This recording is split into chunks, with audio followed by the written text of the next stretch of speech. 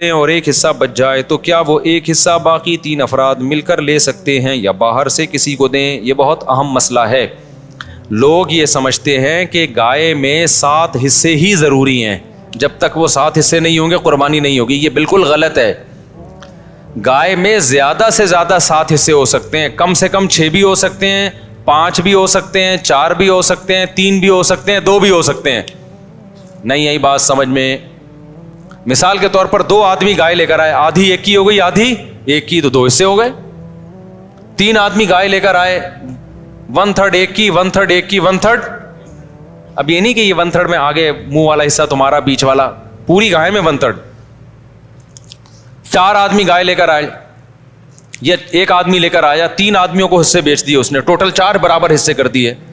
لوگ سمجھتے ہیں کہ اب 3 آدمی ہیں تو ایک 4 حصے لے، ایک 2 آدمی ہیں تو ایک 4 حصے لے گا، ایک 3 حصے لے گا۔ یہ ضروری نہیں ہے، سمجھ رہے ہو؟ تو اس تکلف کی بالکل بھی ضرورت نہیں ہے۔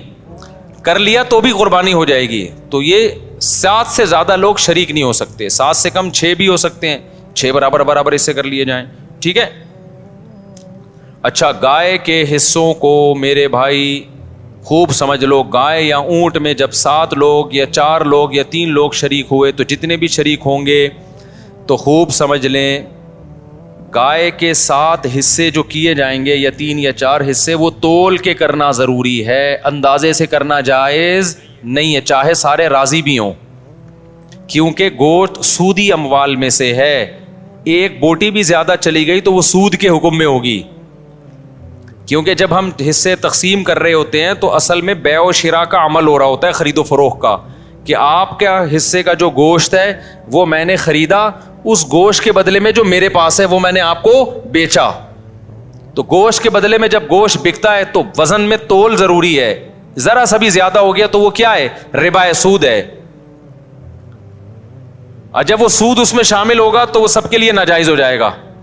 لہذا یا تو تول کے تقسیم کریں یا سود سے بچنے کے لیے ایک کام کر لیں کہ 7 حصوں میں کلیجی ملا دیں، کیونکہ جب ایک جنس میں دوسری جنس شامل ہوتی ہے پھر جو اضافہ ہوتا ہے نا وہ مخالف جنس کی طرف نسبت کر دی جاتی ہے اس کی۔ یہ سودی احکام ہے، سمجھ میں آ جائیں ٹھیک ہے، نہیں آئے تو پھر کسی اور وقت بیٹھ کے چھاؤں میں آئیے گا، سمجھا دوں گا بیٹھ کے، ابھی تو مسئلے پر عمل کر لیں، سمجھ رہے ہو؟ تو آپ نے کیا کرنا ہے کہ جب گائے کٹے گی، ذبح ہوگی، 7 حصوں میں ڈیوائڈ کیا، اس کو 7 میں تھوڑی تھوڑی کلیجی رکھ دی، سمجھتے ہو؟ اور کلیجی کے بھی 7 حصے کیے شروع میں، 7 میں تھوڑا تھوڑا گوشت بھی رکھ دیا، تاکہ کلیجی میں بھی سود کا حکم نہ ہو اور گوشت میں بھی سود کا حکم نہ ہو۔ مخالف جنس جب آتی ہے نا تو اس کی مثال ایسے، جیسے 10 روپے کے بدلے آپ نے 9 روپے خریدے تو ناجائز ہو گیا نا، لیکن 9 روپے کے ساتھ ایک ماچس کی ڈبی ملا لو گے آپ، تو مخالف جنس جب ملاؤ گے تو ادھر جب 1 روپیہ زیادہ ہوا وہ اس ماچس کے مقابلے میں ہو جائے گا۔ تو ادھر اگر گوشت زیادہ ہو گیا تو کلیجی کے مقابلے میں ہو جائے گا، ادھر کلیجی زیادہ ہو گئی تو گوشت کے مقابلے میں ہو جائے گی۔ تو سود سے بچنے کے لیے یہ جائز طریقہ ہو جائے گا۔ ہیلے کی 2 قسمیں، ایک ہیلا وہ جو حرام کی طرف جانے کے لیے ہوتا ہے، ایک ہیلا وہ ہوتا ہے جو سود سے بچنے کے لیے ہوتا ہے۔ تو یہ ہیلا جائز ہیلا ہے۔ آج کل بعض اسکالرز ایسے آ گئے کہ نہیں ہیلے اسلام میں جائز نہیں، تو ہیلا تدبیر کے معنی میں، کیونکہ ایسے ہیلے نبی نے خود بتائے ہیں ہمیں سود سے بچنے کے لیے۔